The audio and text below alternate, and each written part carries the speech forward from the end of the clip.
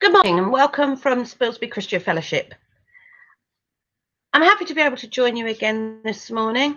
Whether you've been tuning in regularly on a Sunday morning or if this is the first time you've listened, welcome. My name's Judith and you may know me as a family member, as a friend, a toddler group or a youth leader, the uniform bank person, or maybe even as the sweetie shop lady. I wear lots of hats, but there's one thing which runs through everything I do, and that's my relationship with God. My desire to share his love with you. God is at the heart of my being, and I want to take this opportunity to share him with you, give you some personal testimony, and to encourage you to consider asking him into your life. And today we look at the title, Facing Our Giants. Life for many is hectic. It's a balancing act of finances, time, and people, and each part comes with its own worries. Sometimes the worries are enough to have us teetering on the edge. Life itself can be a worrying time. And especially at this time, I sense a general fear in the air. It seems to be heightened as we come out of lockdown. While some are happy to be getting back to normal, our normal has changed again. Many of us have got used to being at home, safe within our four walls. And whilst it may not have been easy, they didn't have to go out. We were safe. We knew where we were. We didn't have to be with others. We didn't have to go anywhere we didn't want to feel protected. But now as we move on and we start to go back to work, schools slowly open, shops prepared to trade again, I sense, and soon pubs and restaurants will be welcoming visitors and customers too. I sense a growing fear. As people move around, they don't know what to expect and they don't know how to do life again. They're wary of people and places and they're exercising caution. And whilst this is understandable, I want to try and encourage you at this time. I want to encourage you not to fear, but if you are afraid, to do something with that fear. So I hope you'll carry on listening and I hope you'll take encouragement from what I have to say to you. We're all living in the midst of a giant, COVID-19, the giant we can't see, which has and still is threatening us with significant harm and is causing fear and uncertainty. So how do we move forward? At times I too fear. What does the future hold? Where will things end? Will I always have to have a screen between me and the customers in the shop? Will schools be able to take back pupils? When will Caleb return to school? He needs the structure. We need him back at school. When will we be able to get back to toddler groups and youth group? When will we be able to meet you face to face in church? And so many other questions. I don't have the answers. And I could so easily wallow in the not knowing. And I could let fear encompass me. But I know God is holding me in his hands. He holds the future and he cares. But he doesn't just care for me. He cares for all of you, for everyone out there. And an element of fear is helpful. And sometimes an element of fear is good. It keeps us on our toes, encourages us to be careful, it encourages us to think about what we're doing. But fear can also be crippling. It can keep us prisoner. It can stop us doing the things that we love to do. It can overwhelm us, or it can leave us flailing without the resources or knowledge to cope. Do you remember as a child playing on a seesaw? I remember a seesaw we had. It was blue, I think, blue metal seesaw. It was in the back garden. It was brought for me and my sister as a present. Not only did it go up and down, our seesaw went round and round too. It was a great excitement to go on it and we loved playing on it. Last summer, when we took the grandchildren to a park, the girls loved the seesaw. It's great fun when you're with a friend, especially a friend about the same size as you. You bounce up and down. On mine, we turned round and round, and all was well. The excitement and the fear all mixed in, but generally a good time. But it's a totally different game when you have a seesaw with a child on one end and an adult on the other. That 3-year-old doesn't have all the resources to match the bulk of the adult. And as the adult goes down, the child is left stranded mid-air with their legs flailing. There's nothing they can do. They're completely at the mercy of the far heavier partner until the partner stands up and the child is brought down to earth. On a seesaw, there's the excitement. It's not long-lasting. It's only a momentary situation. But when that happens in real life, it can be terrifying. Sometimes a situation lands on one end of our seesaw, and we don't have the resources needed to cope. So, just like the 3-year-old with the adult, we're left stranded in mid-air, trying to find some way to get control. Our legs wavering around, nowhere near the ground, and we just can't reach the safety of the ground. We don't have the power or the strength to pull ourselves down. Our efforts are futile, and left mid-air, we become afraid. And I believe that's how some people are feeling now. Up high in the sky, stuck, not knowing. Coronavirus is seen as being bigger than most of us, more powerful. Without any scruples, it can affect any one of us.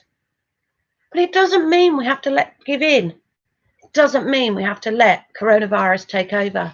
It doesn't mean we have to let fear take over our lives.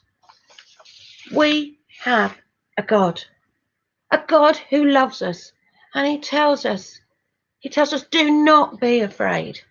In fact, and Nigel's already said this on Palm Sunday, in fact, that verse, do not be afraid, was told to us 365 times in the Bible, one for every day of the year. Now, I know we're on leap year, but I'm sure he meant it today as well. Within the Bible's pages, there are examples of men who face fear. And today we're going to look at a couple of characters whose lives could have been devastatingly impacted by fear. So first, what was David? And I want to talk about David in his younger days. David when he was a shepherd boy. David when he went into battle with the giant Goliath. And then today we're also going to look very briefly at Joshua and Caleb, who faced the giants of Canaan. Whether fear is directly facing us now, or whether fear is expressed in those around us, fear can have an impact upon us and the decisions we make. Today we'll see how these men dealt with fear and what we can learn from their stories as we face today's giant. So let's start by looking at David's story. It's one of my childhood favourites, and it can be found in 1 Samuel 17. And Nigel's going to read some excerpts, not the whole story, but some bits from that. So just a few little extracts. We start off in verse 4. Then Goliath, a Philistine champion from Gath, came out of the Philistine ranks to face the forces of Israel. He was a giant of a man, measuring over 3 meters in height. He wore a bronze helmet, a 100-kilogram coat of mail, bronze leggings, and carried a bronze javelin, several centimeters thick, tipped with a 12-kilo iron spearhead. And his armor bearer walked ahead of him with a huge shield. Later on we read, who is this Philistine that he's allowed to come out and curse God? And we read that Saul said to him, how can a kid like you fight like a man? You are only a boy, and he has been in the army since his youth. But David persisted. When I am taking care of my father's sheep, a lion or a bear comes and grabs a lamb from the flock.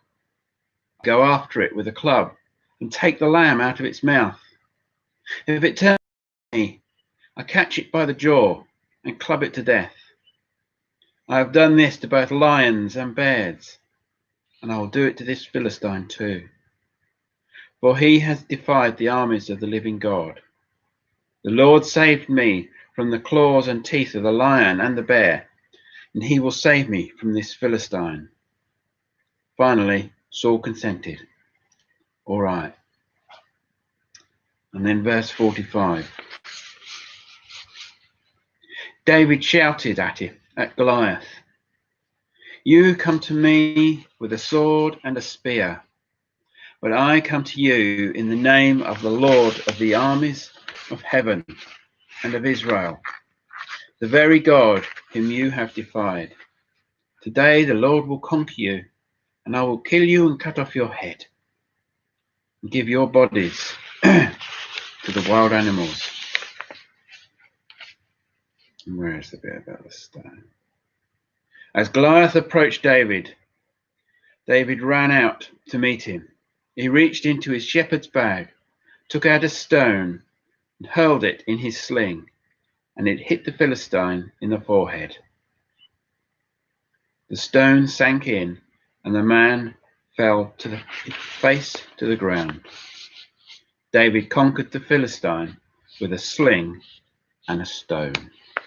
And God. So,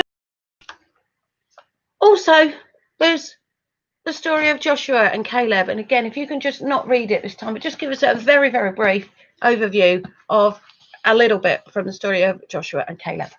Joshua and Caleb, when the Israelites came out of Egypt and they traveled through the desert, they eventually came to the promised land.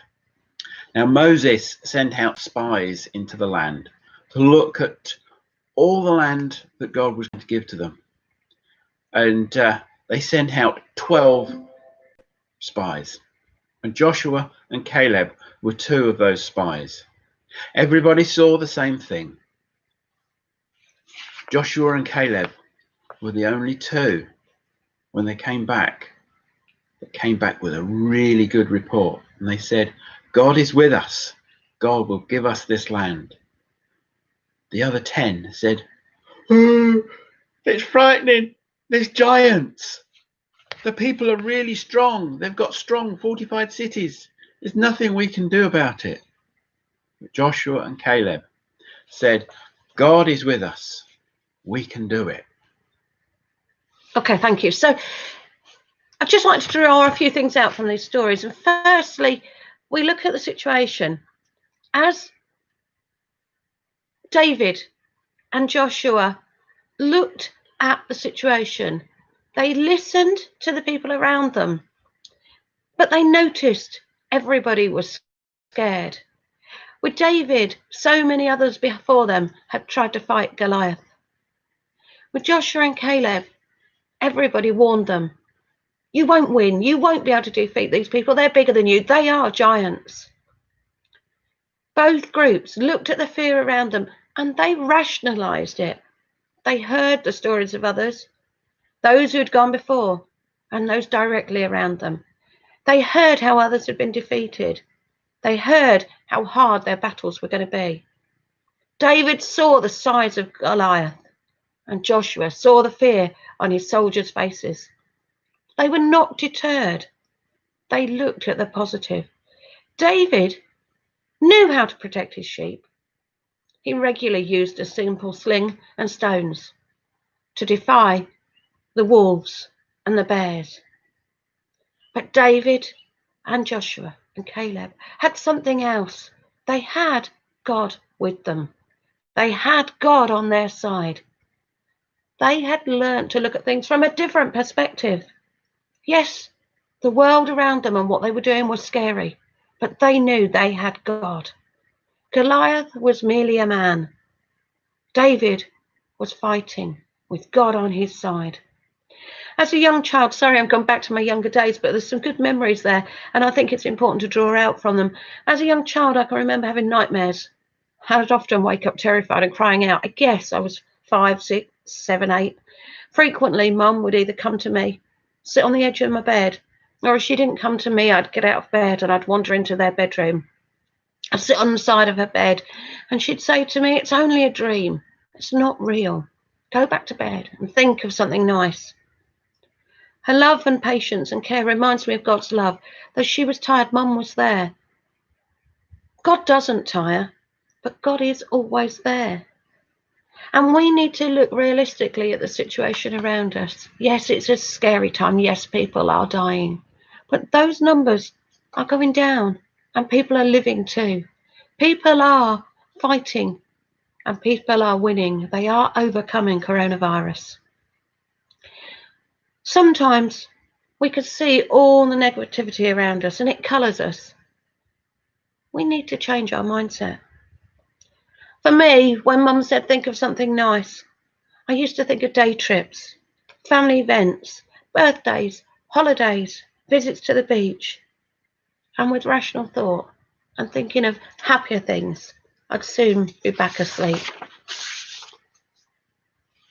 Often for us people, fear is increased. And television and the press, which for the last few months has been focusing very strongly on death and the uncertainty of the future. And it is difficult to see the good, but believe me, they're created for us to enjoy, and God wants us to enjoy it. People are recovering from coronavirus. The death rate is dropping. Things are starting to move back. Life will go on. There is hope. When we put things in their proper perspective, sometimes we see things more clearly.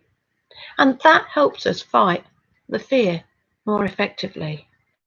And when we ask God to be there with us, He gives us an added hold, if you like, over the world. He helps us to forget our fear, or to deal with our fear and put it in His hands. Now, David and Joshua clearly asked God for help. They trusted Him and they relied upon Him. And because they did that, He gave them courage. He gave them courage to face the things that they were facing, courage to face the giants. David saw Goliath and he prayed. He asked God to help. Actually, what we hear, it wasn't read out, but what we hear in 1 Samuel 17 verses 45 to 47, David called out to God. He put his trust fully in Him. David had faith in God, in a God who he knew and he loved and who he knew could see him through. Now, that makes me just want to say a little bit about faith. Faith focuses on what we don't see, and it's fear that focuses on the things we see. If we have faith, we choose to see and believe God is in every situation, no matter how scary, intimidating, or worrying it may be. And that reminds me of a poster. Now, I'm not sure I can do this. It reminds me of a poster I had as a teenager. Let's see if we can hold it. Now, this is a picture of some kittens in a basket. It used to be a much clearer one of these. Sorry, it's not a very good example, but a much clearer one of these used to be on my bedroom wall. And it actually says, faith isn't faith. Ooh, there we go. Until it's all you're holding on to. This kitten, and now they can't see the bottom. The kitten doesn't know where he is. He has to just believe that he's going to be safe if he falls.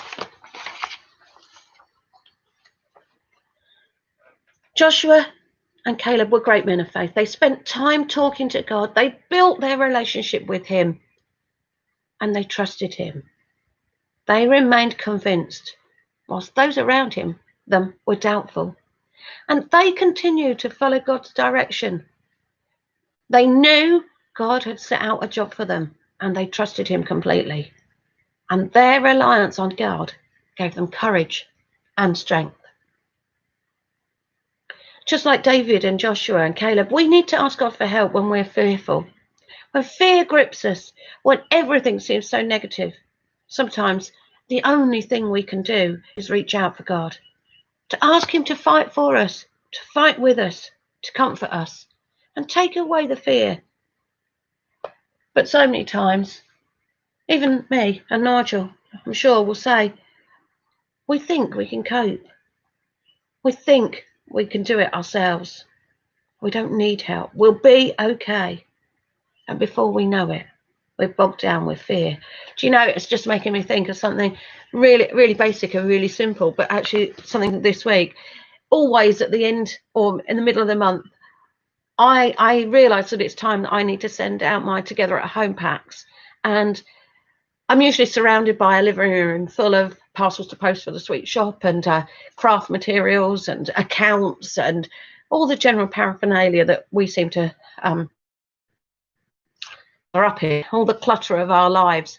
And there's so much to do. And then I walk through to the kitchen and there's washing up to be done and there's meals to be made and there's washing that hasn't been done or hasn't been put on the line. And I just get to the point where I think, I can't do it all. There's just too much for me. I'm drowning in it. And that's not fear. That's just the general stuff that needs doing in life. And I'm sure I'm not the only one. I'm sure there's everybody else out there that's sometimes drowning in all of those bits and pieces that they have to do.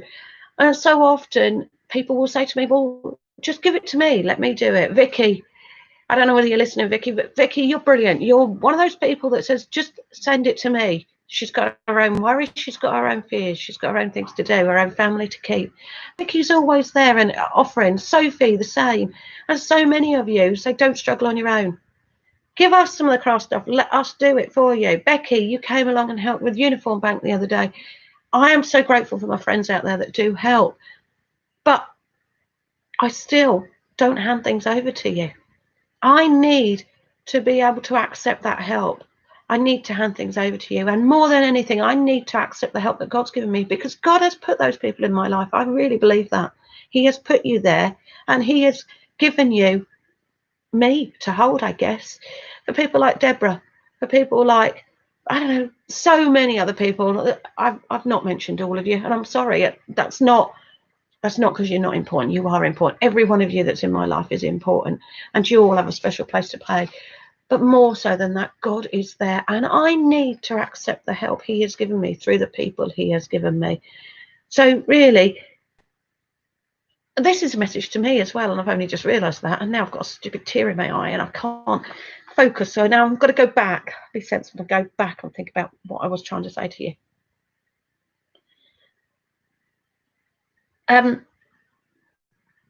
We need to reach out to God. We need him to fight for us. Don't let the fear, the worry, the anxiety affect you. Don't let it pull you down. Put your trust in God. Ask him for the courage to face your giants. Now I'm going to go back to another little story. I am a bit conscious that I'm going on a bit this morning, but please bear with me. While I was expecting Caleb, we'd really forgotten about this until last night when I started writing this. When I was expecting Caleb, I wasn't actually very well from early stages of pregnancy. And I remember the start of it. I was actually driving to teach over in Spalding, and my car seatbelt was irritating my neck, and I kept scratching it and fiddling about with it. And I realised through that day I was actually quite itchy, and this itchiness increased whether I washed, whether I was hot, whether I was cold. I was getting really itchy, and eventually I looked up itchy skin during pregnancy, and I found there actually was a thing. It was something that people suffered from. We went to the doctors, or I went to the doctors, and I was diagnosed with cholestasis, which is a liver disease. It's when the impurities aren't washed out of the system and your body begins to fight against it. I was diagnosed with cholestasis, and the itching was awful. I really don't remember it. You know, you block out some of these things, but I was given tablets for it, and carried on with the pregnancy. But reading up, we realised that actually cholestasis can be fatal. It can cause fetal distress, it can cause preterm labour, and it can cause stillbirth. And none of those things we wanted. We were fearful. Would the baby be okay? We didn't know if it was a boy or girl. Would it live? We didn't know. We actually even had a 3D scan done because we wanted to see our baby. It was going to be probably our last baby. And 4D. Oh yeah, 4D. Sorry, but we still didn't have a sex scan, did we? We didn't know what the baby was going to be. But when we went to that scan, again, we spoke to the doctor or the sonographer about the cholestasis, and he reassured us a bit, but he also encouraged that we ought to seek maybe to get an early induction. So eventually, after repeatedly asking, I was booked for an early induction 10 days before our due date. And then when we went in for induction, the ward was extremely busy. There were some high cases in there that needed, high risk cases in there that needed more help than I needed. And we were told to delay the induction. We went off and we had a coffee and a cup of tea, I think in a garden centre, in Johnson's, wasn't it? Johnson's Garden Centre down in Boston. And spent the rest of the day together. Went in the next day and labour was induced. It was an awful labour. It was long and it was painful. I remember wandering around Boston Hospital grounds, grabbing hold of a lamppost as I was in pain, and then going back to be examined to be told you're 2 centimetres or you're 5 centimetres dilated, thinking, oh, this is going on forever. I'm in so much pain and it's just not doing anything. But eventually labour progressed and advanced rapidly until suddenly the baby shot out, and it literally shot out. The midwife had only just got her gloves on because the baby was there, 5 pound, 11 ounce baby boy, and we named him Caleb. At that point, it was a name we'd chosen as we both liked it, but we weren't to know how applicable the name was. As Caleb and I settled and we got ready to go home, a 6-hour discharge was planned. Things suddenly changed. Caleb had been fed and was being winded. I was struggling to get his wind up. I was feeling tired and anxious. So keen to get home, and I just couldn't get him to burp. Nigel buzzed the nurses. And as she came in and held him, his face turned blue. Suddenly everything changed. We were taken to another room. Caleb was laid on a resus unit as she monitored him. She made a phone call to have him immediately transferred to Scaboo. He was whisked away. We sat, we prayed, we waited. We couldn't be with our baby. And eventually, I don't know how long it was later, we went to see him, a tiny baby in a big incubator, wearing a nappy and a woolly hat, cannula out of his arm and leads everywhere, heart monitor pads, and laid on an apnea mat just in case he stopped breathing again. We knew we weren't going home that day, and we knew we may be in for a difficult time. 5 days I spent in hospital with Caleb. I had a private room. I went up and down to feed him and to be with him as much as I can. Nigel came in, Mum came in and saw him. But 5 days later, our brave fighter was home. We have no reason, no knowledge, and we don't know what was wrong. We don't know what happened. But we were just pleased to see and so relieved that Caleb came home on the Sunday. We stopped at church with a prayer and a thanks for his safe homecoming. And that was the start of Caleb's life. Joshua, David and Caleb, moving on, made sure they were equipped for the job in hand and made sure they were equipped and protected. David chose a sling and 5 stones, a weapon he had used regularly. It's something he was comfortable with, something he used to fight wolves and bears as he protected his sheep. So as we face our fears, we face our giant of coronavirus, let us be equipped practically and spiritually. Follow the advice offered. Make sure it's the National Health Guidance. Stay at home if you're at risk. Take precautions. Wear face masks and gloves if that's what you feel comfortable with. And certainly if you're on public transport or in public areas, hospitals, they have encouraged us to wear face masks. Take special care with cleaning and personal hygiene. Be sensible. Stay alert. If you've got symptoms or you've been near anyone displaying them, get a test and stay isolated. But also, and I think most importantly, ask God to be there. Ask God for protection. As a Christian, our daily walk should involve prayer, quiet time with God, reading, reflection, and practical application of His word. Sometimes, though, life takes over. Life takes over and the giants grow. The giants get bigger and they feel like mountains we can't cross, or they feel like oceans we can't swim through. And we don't give God enough time. We don't spend the time with Him. We don't give our worries to Him. So maybe we all need to ask God to come close to us, but God is close to us. We need to go back to God. We need to make time for Him. We need to ask Him to shield us from the worries of the world. And whatever happens, Whatever happens now or in the future, we can know because we have asked God to come into our lives. He is there for us. So just as the world is wrapped in fear, let us learn from David, Joshua and Caleb. I hope some of that makes sense. I hope some of that reaches you and makes you realise that, God is there for you too. God expects us to be scared. He understands our fear, but he doesn't want our fears to overtake us. We can't slay all the giants in our life, not by ourselves. Joshua knew that. Joshua relied on God. He relied on God to give him the courage he needed to overcome his giants. God doesn't simply say, don't be afraid. Remember, he adds, I will be with you. Just as he was with David when he faced Goliath, Joshua and Caleb as they faced the Canaanites, and us when we face the uncertainty of our newborn baby's life. We can overcome our fears if we have God with us. So don't flounder on the seesaw with your legs waving in the air. Don't let the giants consume you. Ask God to jump on with you. Ask him into your life.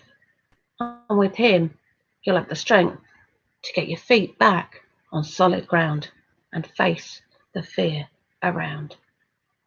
Thank you, and God bless you all. And if you do want to ask any questions, please send us a message. Thank you. Good morning. I'm sure I missed the whole bit out. I'm sure I missed the whole bit